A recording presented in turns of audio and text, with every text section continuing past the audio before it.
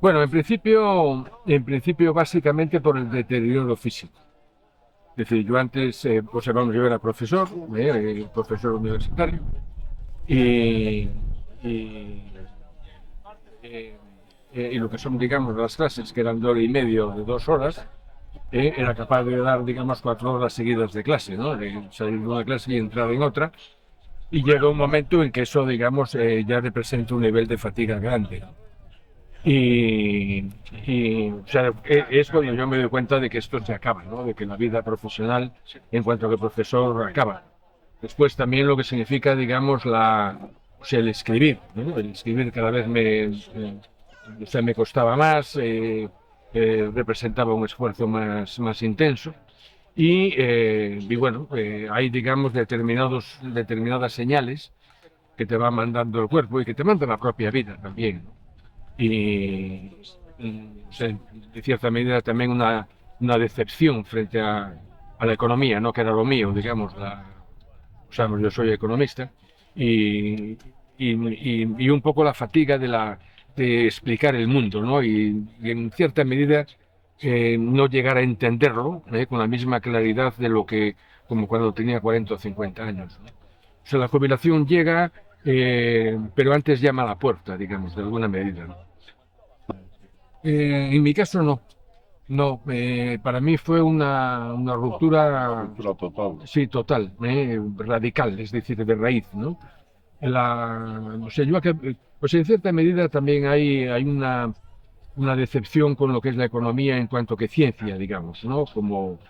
Es decir, yo creo que están pasando cosas que no tienen explicación bajo el punto de vista de la economía y probablemente bajo ningún otro tampoco, ¿no?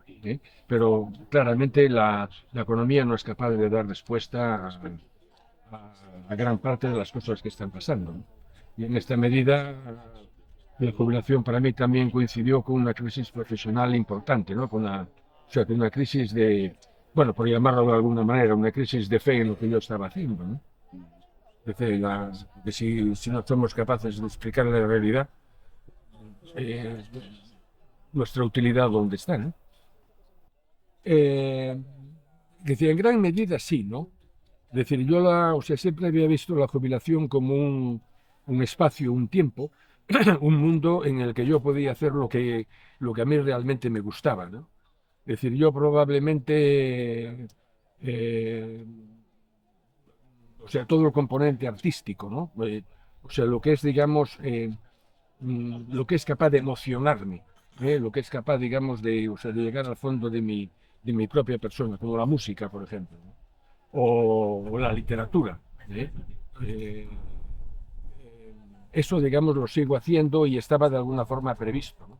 Yo cuando me jubilé, lo primero que hice fue comprarme un tocadiscos, un tocadiscos nuevo, ¿no? Porque el que tenía ya estaba ya bastante machacado, ¿eh? Eh, y de alguna forma, digamos, o sea, montar un espacio en el que yo pudiera escuchar música tranquilamente, disfrutando de la buena calidad del sonido y estas cosas, ¿no? Es decir, o sea, para mí la jubilación significa básicamente el poderme, mira, en cierta medida, lo que es la vida profesional, hasta la jubilación, es una vida del felpudo hacia afuera. Es una vida donde cuidas de los hijos, el trabajo, probablemente tienes que cuidar también de tus padres. Es una vida que está dedicada a los demás. Es una vida hacia el exterior. ¿eh? Y la jubilación, digamos, a mí me gustaría que fuese exactamente todo lo contrario, del felpudo hacia adentro. Es decir, donde ya tienes los hijos criados, como es en mi caso, estoy encantado con ellos, se defienden perfectamente en la vida, tendrán sus dificultades, pero también las podemos. Eso es duro, ¿eh? La frase no es mía, la frase es de un buen amigo, que prefiero no decir el nombre, porque además acaba de morir hace poco tiempo. Eh, digamos, el darte cuenta, es la parte fea que tiene bueno, fea entre comillas, que hay que asumir, que hay que digerir de la jubilación, que es, digamos, el que ya nadie cuenta contigo. Es decir, o sea, yo cuando estaba en activo me llamaban, me llamaban por teléfono, me enviaban correos, pues un estudiante que quería no sé qué, el otro, o sea, un profesor que a ver si podíamos intercambiar las clases, es decir, existía una demanda sobre mi trabajo, sobre mi persona, que desaparece desde el momento en que te jubilas. ¿Eh? Y es el correo electrónico, hombre, prácticamente vacío todos los días, es un teléfono que no suena, es, digamos, el darte cuenta que de alguna forma te han arrinconado, ¿no? Que la vida sigue sin tener en cuenta. Hay una imagen que a mí siempre me impactó muchísimo, que por lo que yo recuerdo está en el parque que está a la entrada de la Facultad de Medicina de la Complutense de Madrid. Es un señor, digamos, eh, viejo que está medio tumbado, así con una antorcha, y un chaval joven, vigoroso, con un caballo espectacular, que se acerca para recogerle al que está tumbado en el suelo eh, la antorcha, ¿no? Y eso, digamos, en cierta medida es la vida, ¿no? O sea, yo lo comentaba el otro día decía, con un buen amigo, coño, que estuvo trabajando en un banco, aquí en La Coruña, que ahora no existe. Estuvo muchos años y le decía, fíjate tú cómo son las cosas. Yo antes entraba en ese banco a pedir una hipoteca porque me quería comprar un piso, me quería casar, quería tener niños, quería, digamos, desarrollar mi vida como adulto, ¿no? Y hoy entro en ese mismo banco para que me hagan un seguro de decesos. Es la, digamos, es así, pero eso es la vida, ¿no? Eh, yo lo único que espero es que, en mi caso, en el de la gente que yo quiero y mis amigos, que la vida sea justa. Es decir, como decía el otro, ¿no? La vida es muy sabia. Antes de quitarte de en medio, te quita las ganas de vivir, ¿no? Y que las cosas sigan su curso, ¿no? Que los hijos no mueran antes que los padres. Es decir, o sea, que las cosas sigan su curso sin hacer la puñeta, vamos, ¿no? Para entendernos. Yo creo que concretamente, digamos, Francia, Portugal, España, Italia, todo eso es y la parte que yo conozco bien de Francia es el sur, ¿no? Decía, yo viví en Montpellier durante muchos años. Ahora, ahí, digamos, somos todos muy parecidos, ¿no? Latinos, de raíz católica. Sí, yo ahí no creo que haya muchas diferencias, ¿no? En la, o sea, son más las diferencias entre personas, entre formas de vivir, ¿no? Es decir, a mí, por ejemplo, una de las cosas que me está sorprendiendo mucho en mi entorno es el susto que se lleva la gente cuando se da cuenta que se tiene que jubilar y que tiene 60 y tantos años, diciendo, bueno, pero vamos a ver, esto lo sabíamos todos ya desde hace mucho tiempo, ¿no? Y entonces, pues algunos empiezan a hacer cosas un poco raras, ¿no? Diciendo, oye, mira, decir, aquí hay que llegar, como dice el otro, por lo menos con la hipoteca pagada, ¿no? Hay que tener la hipoteca pagada, lo que vas a cobrar de la pensión no es lo mismo que cobrabas cuando estabas cobrando un salario. Es decir, esto, y además estaba absolutamente previsto, ¿no? Lo que pasa es que hay gente que vive tan al día, tan al día, tan al momento, hombre, yo no lo sé, pero vamos, no. Yo una de las cosas que a mí me llama mucho la atención, o sea, di tú que los jubilados empezamos a ser una fuerza importante, sobre todo a nivel político, hace muy poquito tiempo, 10 años o incluso 15 como mucho, ¿no? Eh, Ahora, en la medida en que la población jubilada sea masiva, somos casi 10 millones o sea, de personas hoy en España, ¿no? Somos una población de 47. eh, eh, pues se va a ver que de alguna forma preparar a la gente para la jubilación. O sea, la gente se prepara para la madurez. Estudia, hace una carrera, se busca un empleo, se busca una señora, construye una familia, o una señora o no, pero trata de construir una familia y tal, ¿no? Ahora, ¿cómo se prepara uno para la jubilación? Esa es la gran pregunta. Y ahí hay, digamos, hay casos o sea, muy llamativos, ¿no? O sea, una persona, por ejemplo, cuya vida profesional fue estar en una empresa altamente jerarquizada, donde todo lo que tiene que hacer desde, entre que entra y que sale, y a veces lo que se tiene que llevar para la casa, viene determinado y, o sea, por el superior en el momento en que esta persona sale, abandona ese esquema jerárquico, o sea, yo me imagino que debe sentir una soledad, claro, o sea, falta quien te oriente la vida, quien te organice. Eso debe ser los fantasmas. Espectacular, ¿no? Debe ser casi casi sanguinario, ¿no? El levantarse por la mañana y decir, bueno, ¿y ahora a dónde voy? ¿Qué hago? ¿A qué dedico todo el día, el larguísimo día que queda por delante, ¿no? Y es un día tras otro, tras otro, tras otro. Es decir, yo tengo amigos hombre, que no estaban o sea, que no eran profesores, sino que trabajaban en empresas y que concretamente uno que se machaca físicamente, ¿no? Sale a correr, va a la piscina, no sé qué, diciendo toda una tensión, ¿eh? O pulsiones internas que las canaliza por ahí, ¿no? Sí, sí, Para mayores, a los talleres de no sé qué.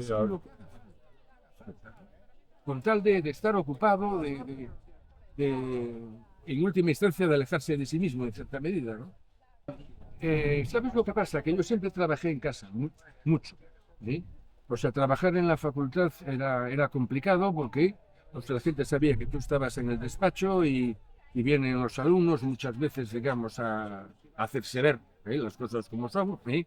O los colegas y no sé qué, mira, vamos a tomar café, era un poco complicado la cosa, ¿no? Yo trabajé siempre muchísimo en casa, mucho, ¿eh?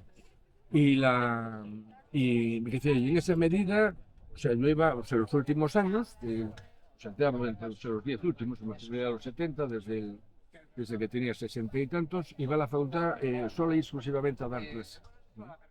Y estaba en casa, ¿eh? Y mis hijos ya no estaban en casa, ya, porque ya eran mayores, ¿no? Es decir, o sea, en ese sentido, digamos, eh, como te diría, lo que fue mi cotidiano, ¿eh? No cambió radicalmente por el hecho de la jubilación. Ya.